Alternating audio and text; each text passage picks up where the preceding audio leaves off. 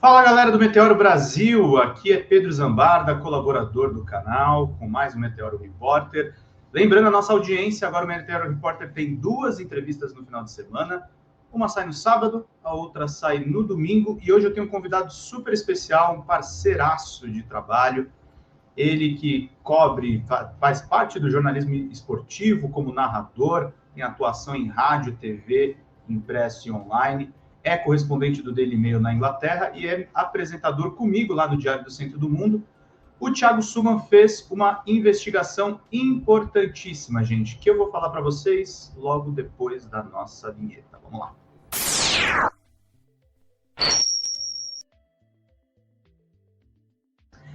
Fala, galera do Meteoro Brasil. O Thiago Suman, ele apurou e publicou no dia 28 de setembro, antes dos outros veículos de comunicação, essa informação importantíssima. Brasileira detida sem justificativa nos Estados Unidos e enviada a centro de imigrantes ilegais. O Thiago conversou com fontes próximas do assunto desse verdadeiro sequestro, né, da produtora de cinema Bárbara Marx, brasileira residente na Califórnia, casada com um estadunidense, durante um procedimento de regularização de documentos em Los Angeles. Bárbara compareceu ao prédio federal do órgão acompanhada do marido, o americano Tucker May, e da advogada Gisele Ambrosio, que também atua junto ao Consulado do Brasil. O encontro tinha como objetivo a análise de sua documentação para emissão do Green Card após o casamento com May em abril deste ano. Segundo relatos da família, após a conclusão do procedimento, um agente de imigração do ICE teria alegado uma falha numa fotocopiadora e conduzido Bárbara a uma outra sala. Nesse momento, ela foi separada do marido e da advogada e acabou detida. O órgão justificou a prisão, afirmando que a brasileira não compareceu a uma audiência judicial sobre o seu processo de deportação em 2019, notificação que, de acordo com o MEI, nunca chegou ao conhecimento dela. Desde então, Bárbara foi impedida de se comunicar com familiares e advogados. A falta de informações levou o seu encaminhamento ao Centro de Detenção de Adelanto, na Califórnia, no deserto do sul do estado, unidade já denunciada por organizações internacionais de direitos humanos por maus tratos, superlotação e falhas no atendimento médico. Essa notícia já estava circulando nas redes sociais, mas o Suman, ele efetivamente apurou a história, conversou com as pessoas próximas, e eu queria que ele falasse sobre esses assuntos e outros mais, porque é um assunto muito impactante. A gente está vendo a atuação do governo Donald Trump. Sem mais delongas, para explicar um pouco sobre a reportagem, sobre as pessoas com quem ele conversou, Thiago Suman, a voz mais potente do YouTube. Como é que você está, meu caro? Obrigado por cobrir essa história, que é importante para todos nós brasileiros, né, meu caro? Muito obrigado pela oportunidade de falar a respeito, Pedro. Muito obrigado por me convidar para estar aqui, né? É um canal que eu acompanho como espectador e que me honra muito estar no Meteoro aqui contigo, especialmente na tua companhia, né, que é um cara que colaborou muito desde a minha chegada ao DCM para que a gente desenvolvesse um grande trabalho que cada vez mais tem dado resposta para a mídia progressista, né, do Brasil. Bom, o caso da Bárbara é um caso emblemático, né, desse estado de exceção que vive os Estados Unidos, né? Você vê no paralelo, somente episódios semelhantes a esse de violação dos direitos humanos e da sua condição de imigrante em paralelo ao início do século passado da Alemanha nazista, ou os estados que hoje são governados por autocracias ditatoriais. Então isso cada vez mais denota, né, o status quo de governo de Donald Trump. O fato é o seguinte, a Bárbara Marx, ela mora nos Estados Unidos desde 2018, a Bárbara é uma produtora de cinema, ela mora na Califórnia, em Los Angeles. Ela é sobrinha da Elisa Lucinda, atriz, poetisa. É a sobrinha da Elisa. Sobrinha da Elisa Lucinda. E a Bárbara, ela, em 2019, segundo o consulado, segundo o oficial do consulado, ela teve uma documentação, uma audiência que ela deveria apresentar numa documentação para a sua situação lá no país norte-americano, né, a sua estada, a sua permanência ou não, e ela não compareceu, né? E aí, quando ela casa com o Tucker May em abril deste ano, que é um norte-americano, tudo se regulariza, tudo está ok, até que ela vai agora, no dia 16 do mês passado, né? Ela vai com o marido e com a advogada, que é a Gisele. Deixa eu pegar o sobrenome da Gisele, me fugiu agora. Eu tô Ela com o nome dela aqui, ó. Advogada Gisele Ambrosio, tá? Ela vai com a advogada Gisele Ambrosio, que é especialista em casos de imigrantes, especialmente atletas e outros elementos mais, e ela é sugerida pelo próprio consulado do Brasil nos Estados Unidos como uma das profissionais que fica catalogada lá para atender os brasileiros. Eles vão para acertar a documentação. Foi um longo dia lá com documentos, se demora, a gente sabe como é que é, só para você acertar o visto ali, você leva um turno, pelo menos, né? Eu já fui para os Estados Unidos 2 vezes, né, Suma? E fui para Los Angeles, né? Eu fui cobrir a feira de games, a E3, quando existia. A minha primeira viagem foi rápida, assim, ali a fronteira, né? A segunda, eu tomei a gente estava num avião com um time do México, de futebol americano, e aí eu tomei um chá de cadeira de 1 hora até passar todos os procedimentos e tal. Mas o que a Bárbara passou, não... Eu também, eu fui para lá no novembro do ano passado, por um festival de cinema justamente em Los Angeles, na Califórnia, que é o ambiente do qual a Bárbara frequenta, porque ela é produtora de cinema e tal, e justamente por isso eu fiquei sabendo do caso mais cedo, né? Porque a comunidade do cinema começou a divulgar já assim que ela foi sequestrada. Isso só vai explodir na mídia hegemônica ontem, né? Eu noticiei isso no domingo, eu fiquei sabendo na sexta, no domingo eu noticiei, ontem foi terça-feira, daí o Estadão publicou, o UOL publicou e tal.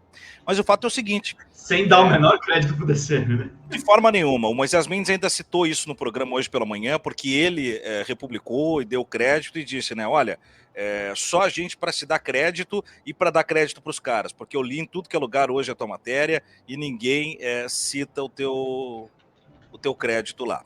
Mas tudo bem, faz parte, né? São as dinâmicas de uma mídia corporativa que se justifica em sua canalice, muitas vezes, justamente até no trato com os colegas, né?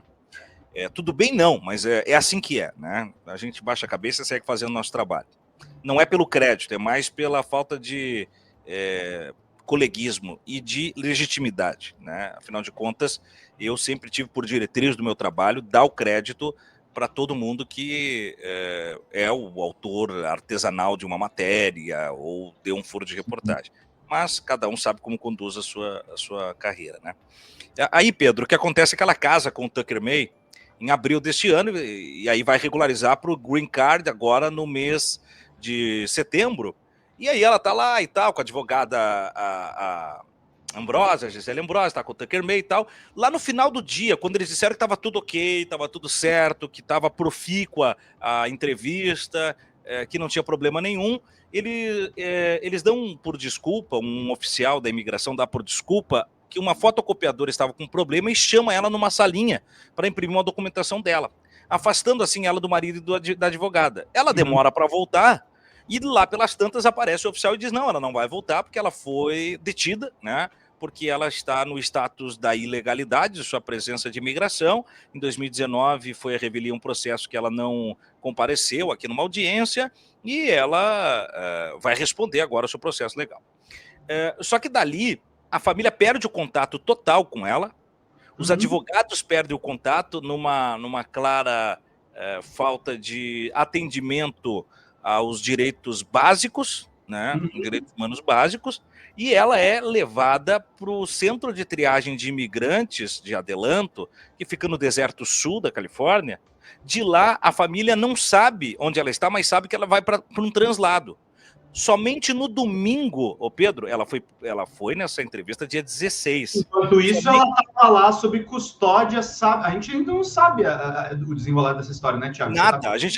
A informação de hoje é que há uma tendência forte que ela não seja imediatamente deportada, mas não há uma confirmação. Essa informação que eu apurei hoje. Mas olha só, dia 16, Pedro, dia 16, ela é detida, certo? Isso é uma terça-feira. Dia 29, Pedro, quando eu publico a matéria, desculpe, dia 28, domingo, então, ou seja, quase 10 dias depois, a família só soube do trajeto que ela fez nesses 10 dias, no dia 28, quando teve acesso a ela, no domingo. ela passou pelo estado de Louisiana. Antes ela passou pelo Arizona, daí ela foi para Louisiana, e no estado de Louisiana, ela fica num outro centro de triagem, que é o centro terminal do ICE. O ICE administra, é um presídio de passagem, que é administrado por uma empresa privada, e o ICE tem como se fosse o aluguel desse presídio, para deixar os imigrantes mais próximos do aeroporto, porque fica bem próximo ao aeroporto de Louisiana, para dali já deportar. Dali, então, é a parada final antes da deportação. Por isso se imaginava que ela seria deportada imediatamente, porque ela foi encaminhada para Louisiana. Mas até então não se sabia onde ela estava. Só se sabia que ela estava sob a guarda do Estado, dos Estados Unidos, né, do poder estatal, né, e depois que ela estava detida, né. O que pega? O advogado Marcelo Gondim, brasileiro, que atua em Los Angeles, assumiu o caso e disse que toda a forma como foi conduzida essa situação é diferente de como o Serviço de Imigração e Naturalização atende junto aos imigrantes. Primeiro você tem que reabrir a ordem de deportação, ela responde em liberdade do estado do qual ela reside, se aí for comprovado que a sua situação é irregular, aí todo um processo se dá até que ela seja deportada, sem necessariamente passar por esse encarceramento, né? Ele já conseguiu contato com ela, mas ficou muitos dias tentando esse acesso a ela, o que foi negado pelas autoridades de imigração dos Estados Unidos. Eles, inclusive, ele e a advogada Gisele, que ainda estava junto ao caso, eles tentaram uma ordem de restrição do translado dela, e isso foi retardado pelo Serviço de Imigração do Consulado, para que quando chegasse o documento, ela já tivesse sido levada do presídio de Adelanto.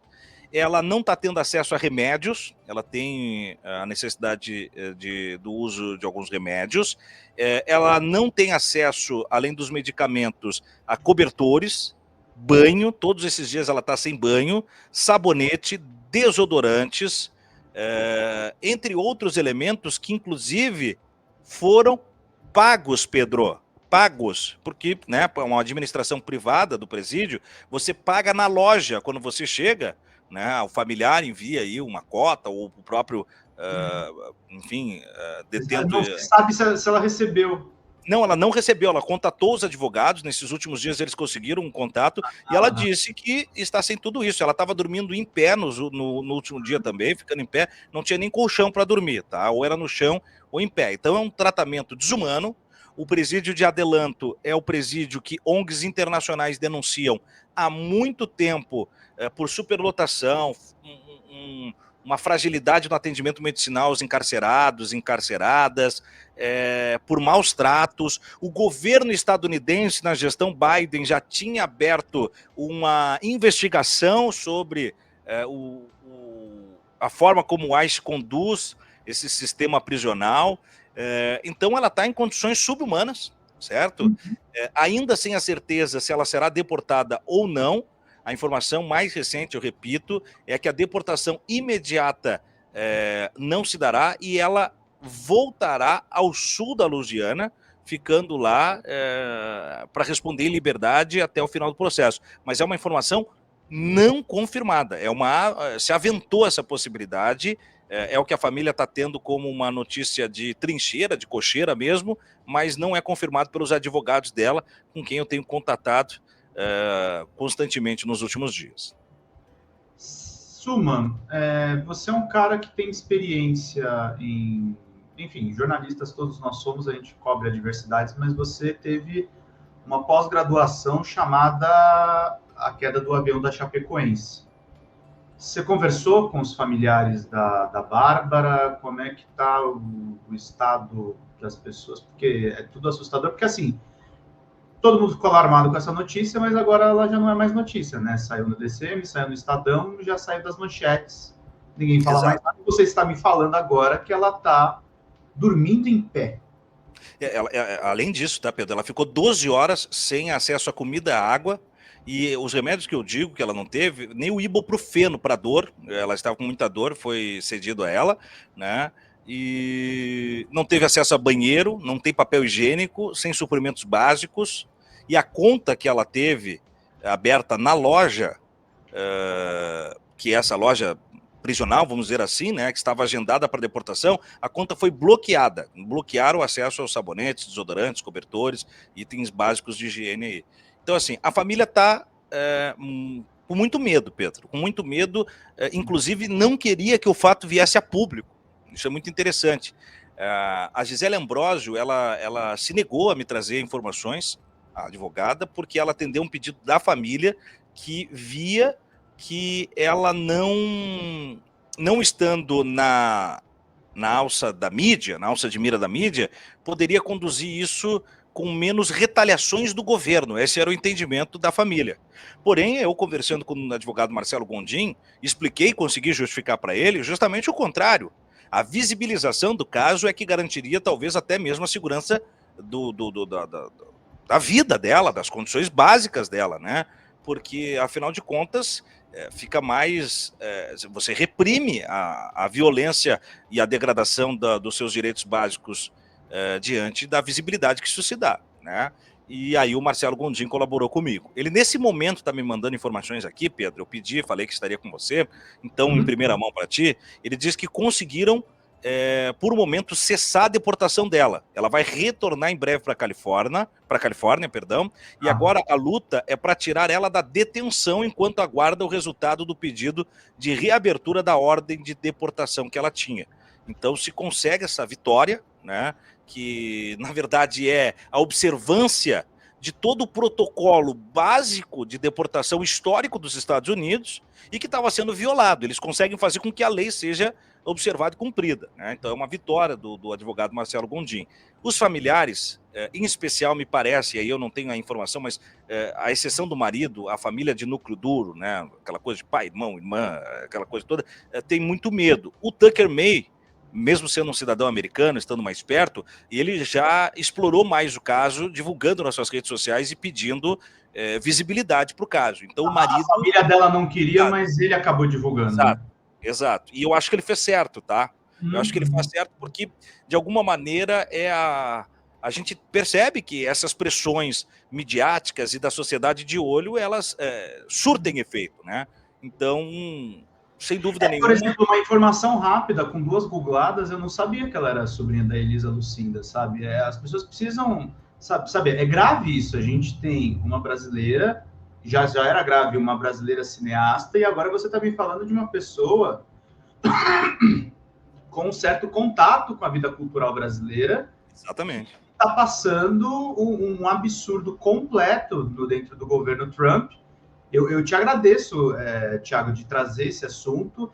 Eu acho que também tem um problema que a gente tem na mídia, como o governo Trump está fazendo tantas atrocidades, uma seguida da outra, os assuntos vão se perdendo, né? Eles vão assim, vão se avolumando, e a gente está, por exemplo, hoje é dia que talvez o governo Trump tenha shutdown, então o governo pode parar de funcionar, e a Bárbara está no meio dessa situação toda, assim. Está no meio disso tudo. É muito louco isso. Thiago, aí estabelecendo outros ganchos, a conversa está muito boa, mas eu queria pegar um outro caso que machuca eu e você, porque nós gostamos do artista, mas a história é horrorosa.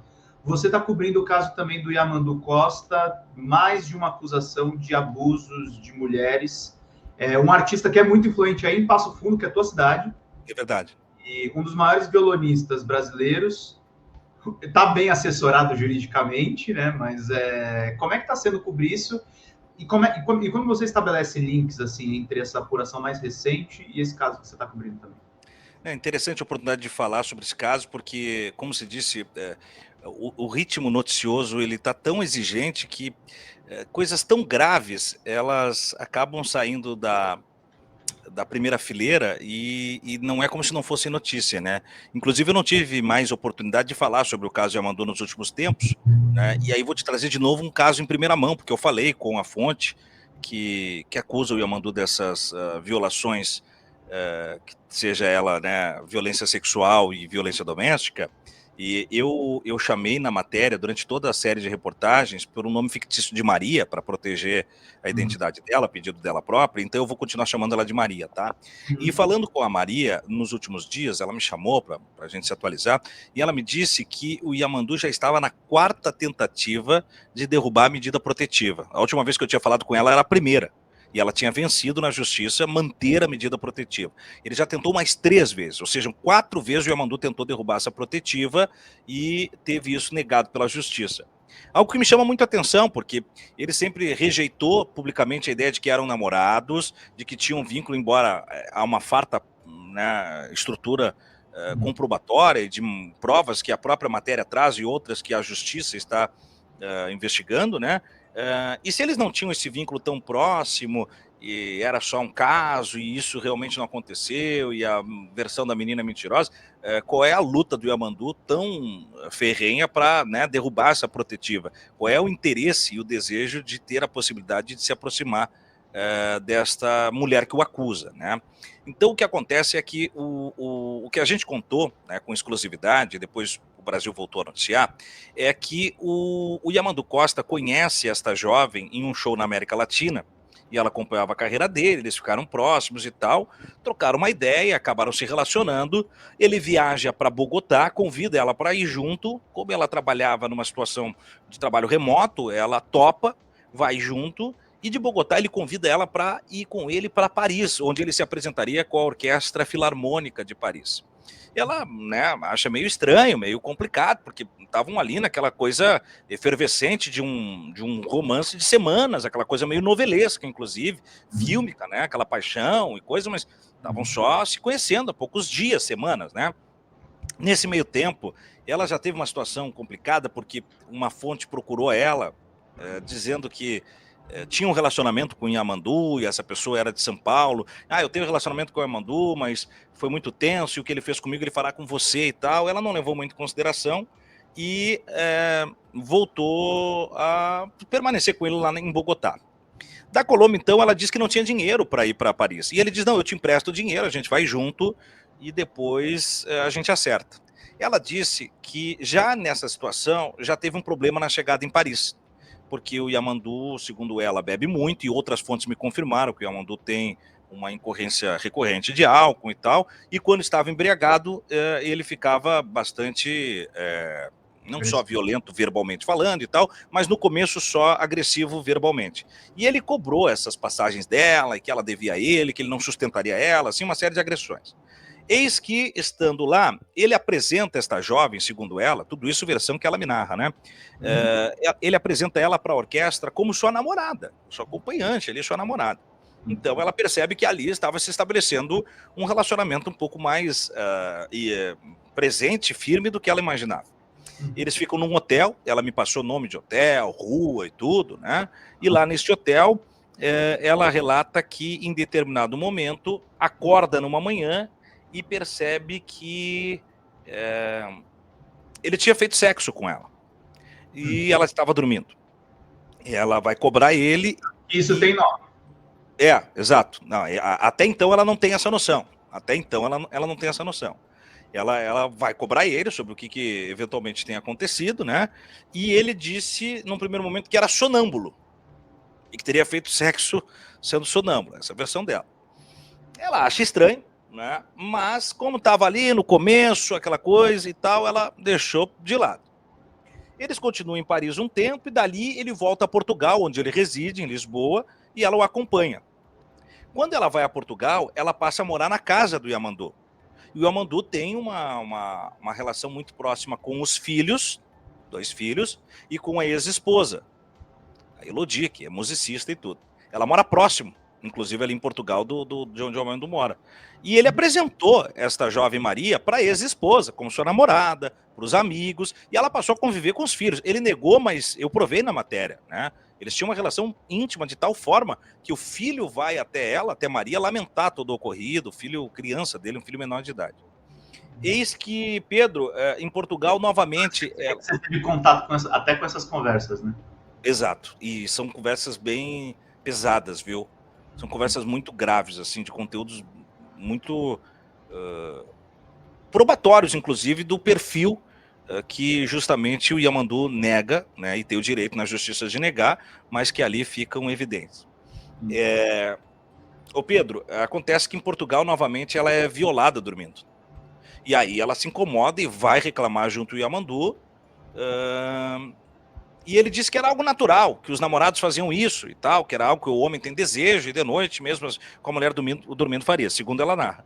Ela conversa com uma amiga, e eu tenho essa conversa também, isso também está na matéria, e a amiga é quem alerta ela, disse, menina, não, só um pouquinho, você foi estuprada, você foi violada, né? Porque afinal de contas, não tem o teu consentimento, há uma violação da tua vontade aqui. E aí é que ela se conscientiza, foi na conversa com essa amiga. Aí, ô Pedro, acontece que isso vai acontecer mais uma vez ainda. 3 vezes. E é quando ela, enfim, fica completamente incomodada, a relação deles se desacerta ali, ele acaba, num momento, ele estava, segundo ela, ingerindo álcool, estava meio embriagado e tal, eles acabam brigando e ele acaba agredindo ela fisicamente, né? E aí ela tem o registro dessas agressões, tem os registros de foto e tal. Num outro momento, o Yamandu recebeu, mas ela permaneceu. Ela permaneceu naquele momento, ficou com medo, não tinha para onde ir. Ela é da América do Sul, decidiu entrar num romance com o cara e viajar o mundo com o cara, então aquela coisa, né?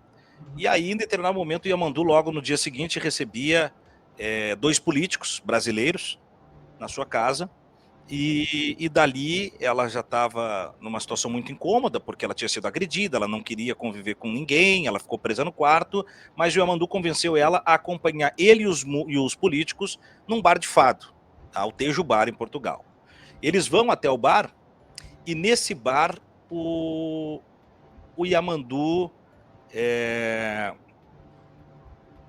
deixa ela na mesa e vai conversar com outras pessoas. Ela disse que era muito comum ele ficar flertando com mulheres e outras mulheres, porque ele alegava para ela que o relacionamento deles era fixo, né? Tinha uma estabilidade, mas como ele era um viajante nômade da música no mundo, ele não se comprometeria em ter somente ela como parceira, segundo a versão dela. E ele deixa ela na mesa com os políticos, e um dos políticos vai para cima dela. Tenta beijar os seios dela, bota a mão entre as pernas dela e tenta beijar o pescoço dela. Ela se desvencilha, foge e vai até o Yamandu pedindo que ele tomasse uma medida, né? Porque o cara tinha, enfim, assediado ela ali, atacado ela. E aí o Yamandu, segundo ela narra, riu, não se importou e disse, olha, são meus amigos, ele tá bêbado, você não faça cena para não estragar os meus esquemas, e você é uma mulher forte, faz academia, o feminismo não existe para isso, segundo ela conta, ele teria dito, né? Para você se defender, então vá lá e se defenda. Ela se incomodou com aquilo, saiu de lá e tal, tem fontes, tá? Tem testemunhas, pessoas que estavam lá, acompanharam, viram isso, me confirmaram isso, inclusive por texto, por carta, tá? E eu sei que num outro momento, daí ela ficou incomodada e tal, babá. O Yamandu foi, conversou com ela e no dia seguinte os músicos já não estavam mais, ele convidou ela para acompanhá-los de novo num bar. E ela foi, e chegando nesse bar, por algum desentendimento, o Yamandu aí agrediu ela publicamente. Agrediu na frente dos músicos da plateia, e ela saiu correndo, entrou num Uber e foi para casa, se trancou. O Yamandu vai tentar demover ela daquele rompante, não consegue sair de casa. No que ele sai de casa, ela pega as coisas e dali ela arruma para a Suíça. Na Suíça, ela vai até a casa de uma amiga e tenta fazer a denúncia lá, de violência sexual e de violência física. A Suíça não acolhe ela por imigrante, por ser uma turista naquele momento, por não ser nativa e tal, a burocracia seria ferrenha. A amiga sugere que ela faça a denúncia na Espanha, porque sendo latino-americana, hispânica, seria um pouco mais fácil. Ela vai até a Espanha e lá ela registra o boletim e sai no seu exame que ela tinha no sangue um remédio que era um dopante, né? E aí ela percebe que então o Yamandu estava dopando e dessa forma conseguia, segundo ela narra, violar ela enquanto ela dormia e ela não perceber, né? E ela faz o corpo de delito e tudo, e dá as marcas e tal. Ela já havia feito uma denúncia por telefone mesmo em Lisboa, Mas daí eu tenho contato com ela, uma ONG começa a divulgar o caso, eu tenho contato com a ONG, depois com ela, eu chego até ela, e aí enquanto a gente noticia o caso dela,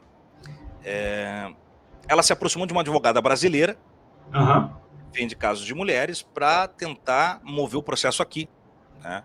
E essa advogada consegue construir, e a Maria vem para o Brasil, e aqui ela consegue um procedimento muito mais acolhedor em termos de justiça do caso de violência doméstica, nas circunstâncias de violência de gênero, né? Muito mais acolhedor e muito mais humanista do que em todos os países da Europa que ela tentou fazer essa denúncia, na Espanha, na Suíça e em Portugal. Aqui ela conseguiu a medida protetiva, ela conseguiu avançar o processo, que está tramitando neste momento, como o de Portugal também. Ela tem advogados constituídos aqui em Portugal para representar. E então ela teve esses casos, né, de violência doméstica, violência sexual, esse assédio sexual e tentativa de violência por parte dos políticos amigos do Yamandu, né? É uma situação muito dramática. O Yamandu nega veementemente, né? Eu tentei contato com o Yamandu, ele rejeitou todas as formas de contato e me passou sempre para o seu advogado, que é o Cacai, né? E o Cacai se manifestou através de notas, dizendo que, enfim, o Yamandu rejeitava qualquer tipo de acusação e trouxe uma declaração da esposa, ex-esposa do Yamandu, alegando que o Yamandu era um bom marido, que sempre tratou bem os filhos e tal, e que nunca teve episódios de violência. Só que o que pega é que eu tenho as conversas, está na matéria, que quando é agredida, Maria procura a esposa, ex-esposa de Yamandu, e ela orienta a menina de como, não, você tem que ver que você foi agredida, como é que você vai lidar com isso, só que orienta ela a não procurar a imprensa. Isso é muito grave. Tá? E aí tem um caso que prejudica mais a versão do Yamandu. Enquanto eu trago a série de reportagens, uma produtora e cantora brasileira que mora nos Estados Unidos, a Adriana, ela me procura para fazer uma denúncia também sobre o Yamandu, porque ela tinha passado por uma situação muito semelhante aos assédios, porém ela tinha silenciado todo esse tempo, isso aconteceu em 2019, salvo engano, e ela tinha silenciado a Adriana Jordano. E ela tinha silenciado pelo medo de ser um cara famoso e coisa e tal, mas diante do relato da Maria e da matéria que a gente trazia, ela tinha criado coragem, né, se fortificado para falar. A Adriana Jordano, ela levou o Yamandu para fazer shows nos Estados Unidos, criou um vínculo profissional. Em determinado momento, ela foi dar uma carona para ele até o aeroporto e o Yamandu investiu sobre ela, né, sexualmente, e com palavras de baixo calão, com uma série de assédios, e ela teve que falar para ele que se ele não parasse, ela deixaria ele na estrada e que eles mantivessem o trato formal, profissional. Conduziu até o aeroporto, deixou ele, nunca mais quis ter contato e abandonou a produção artística pelo trauma que ficou disso.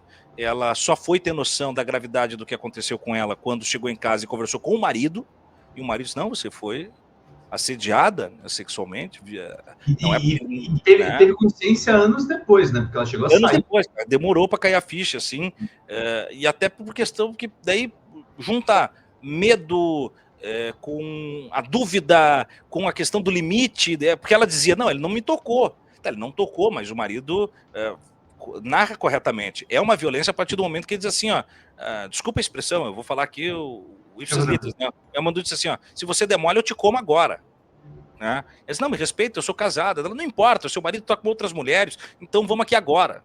Então, quer dizer, um trato com uma pessoa que é uma profissional, que está ali com ele, dando uma carona e tal, né?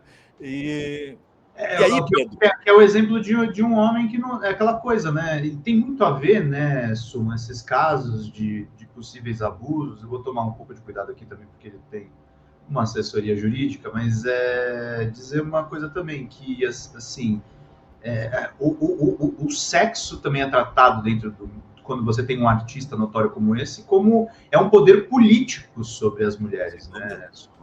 sem dúvida que isso preenche esse lugar de poder, de sensação de impunidade também, né? E de um perfil, um comportamento. O Yamandu é criado num ambiente completamente machista e falocêntrico, que é a cultura regional gaúcha, né? Já tive muitos relatos de que o ambiente da música instrumental mundial também é muito machista, né? E isso vai fortificando o perfil, né, desse tipo de comportamento. Adriana e Maria são os depoimentos que vieram a público.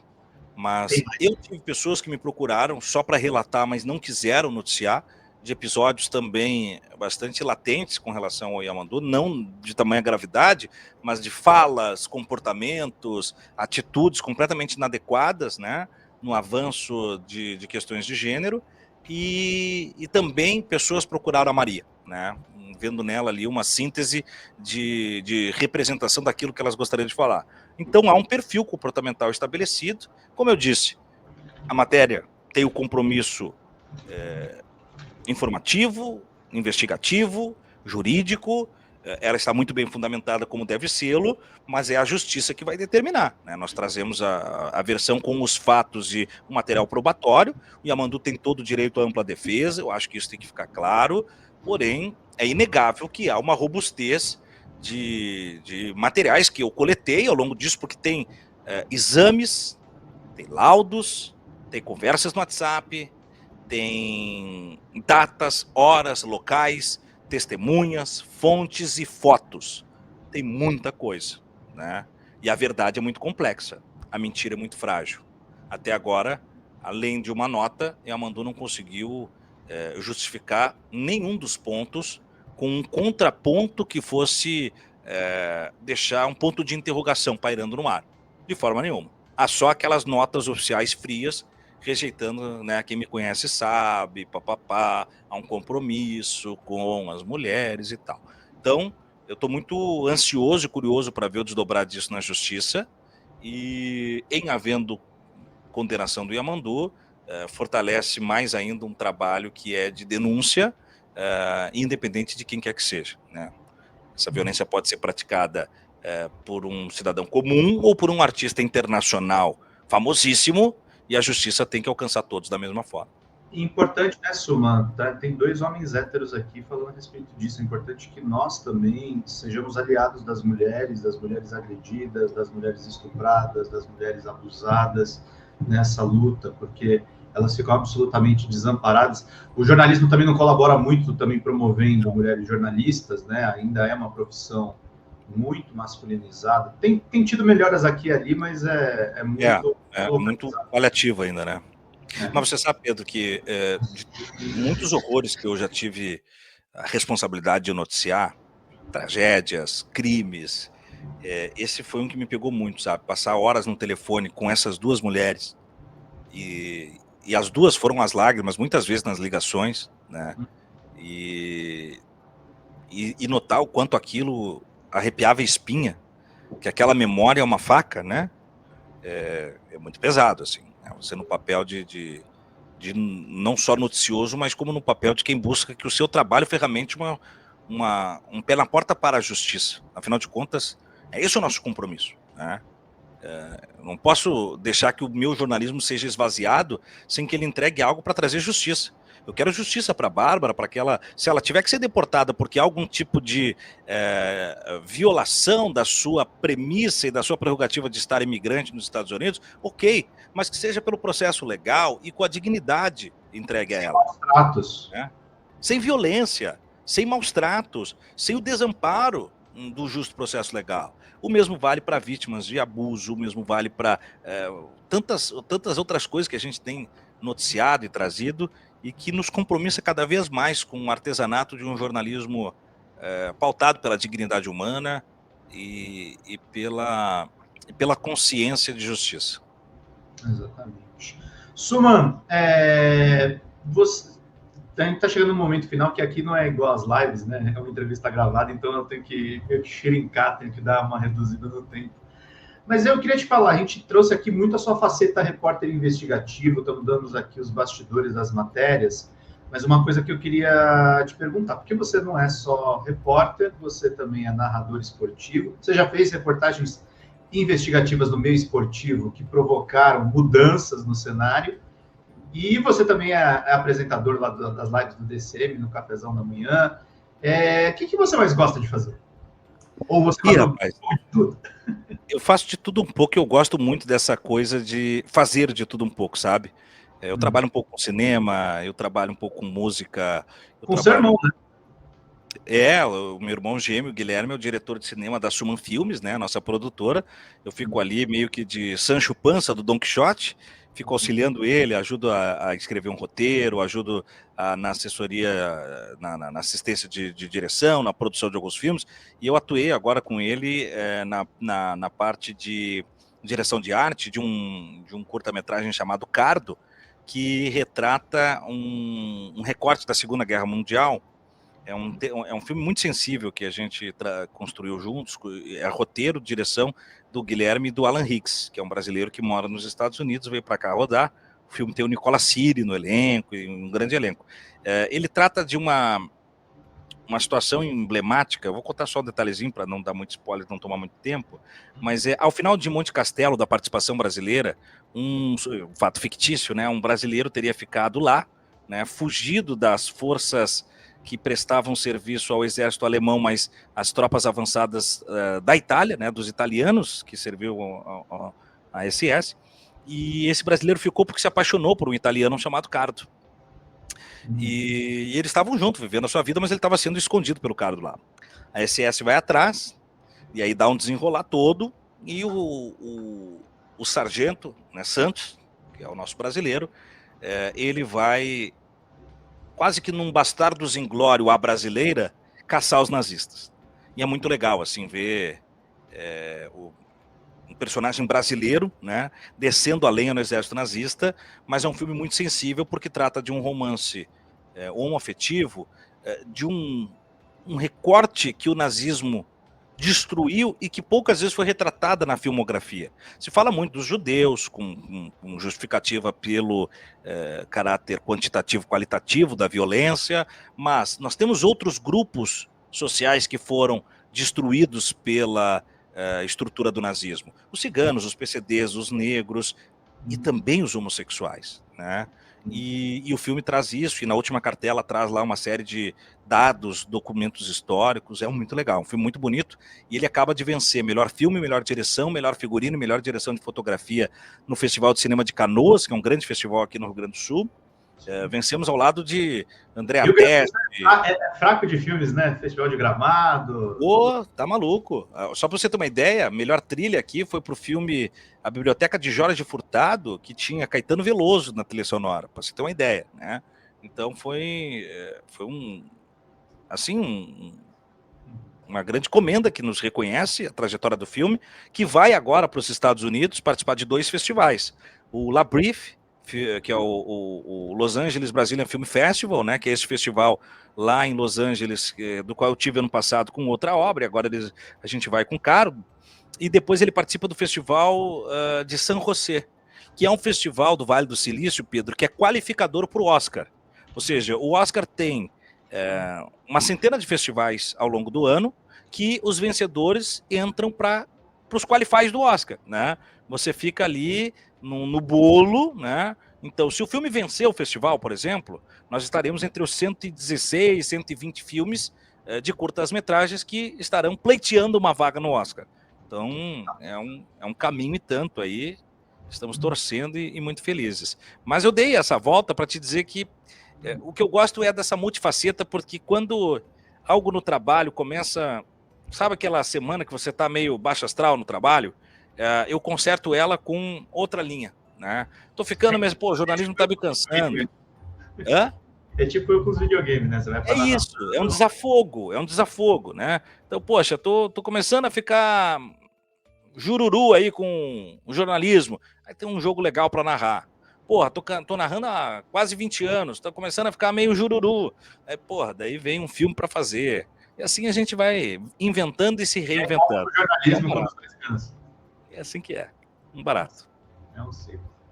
Suman, meu querido, que essa seja a primeira de várias conversas. Sempre que você quiser percutir um bastidor das suas matérias, a gente nem falou da tua colaboração com o Ler E-mail, mas isso vai ficar para a próxima conversa. Teve alguma coisa que você gostaria de acrescentar? Eu quero só pedir que o pessoal fique sempre ligado no Meteoro, né, que acompanhe o teu trabalho, da Ana, da Sofia, também, ó.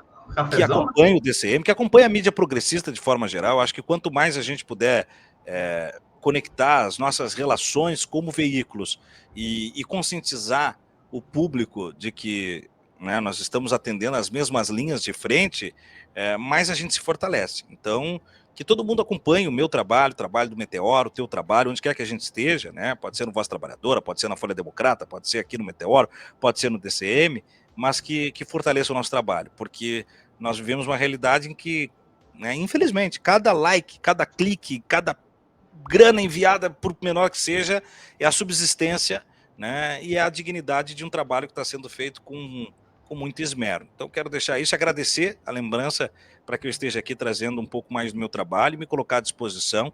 Estou sempre na área. É isso aí, gente. Thiago Suman, a voz mais fofa do YouTube. Você cuida, Thiago. Até mais, querido. Valeu. Gente, conversa deliciosa, mesmo com temas tão pesados. Vamos para os créditos finais aqui para a gente poder encerrar. Vamos lá.